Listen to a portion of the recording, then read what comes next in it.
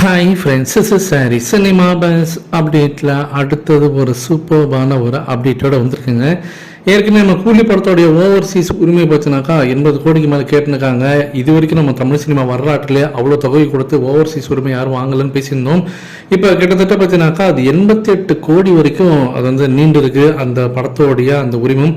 So almost பார்த்தீங்கன்னா ஒரு 90 crores நெருக்கத்தில் அது வந்து அந்த டிசிஷன் வந்து க்ளோஸ் பண்ணியிருக்காங்க. அந்த டீல் வந்து முடிச்சிருக்கிறதாக சொல்லியிருக்காங்க.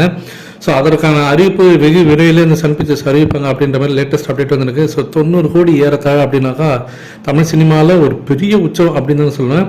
இது ஒரு பக்கம் போய் நிற்கும் போது இன்னொன்று பக்கம் நம்மளோட அதே கூலி திரைப்படம் பார்த்தீங்கன்னாக்கா இன்னொன்று ஒரு புதிய சாதனை ஒன்று பண்ணியிருக்கு.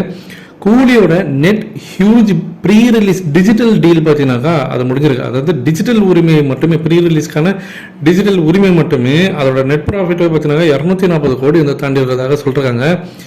பெரிய பெரிய பெரிய விஷயங்க அது. சும்மா சர்வசாதாரணமாக ரஜினி சார் டீல் பண்ணிட்டு போயிருக்காரு. ஸோ 240 கோடி டிஜிட்டல் டீல்னாக்கா பெரிய லெவல் அப்படின்னு நான் சொல்லுவேன். கண்டிப்பாக இந்த சாதனையை உடைக்கிறது ஜெயிலர் 2 மட்டும்தான் இருக்க முடியும் தமிழ் சினிமாவில். இது ஒரு பக்கம் போய் இருக்கும்போது அடுத்தது ஒரு கியூட்டான ஒரு அப்டேட்.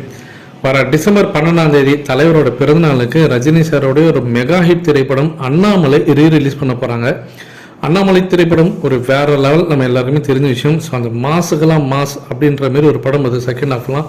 ஸோ அந்த படத்தை வந்து ரீமாஸ்டர் பண்ணி, அதாவது 4Kல ரீமாஸ்டர் பண்ணி 7.1 சரவுண்ட் சவுண்டில் டால்பி அட்மாஸ் சவுண்டில் யார் வாங்கி ரிலீஸ் பண்ண போகிறாங்கன்னா ரோஷிகா என்டர்பிரைசஸ்.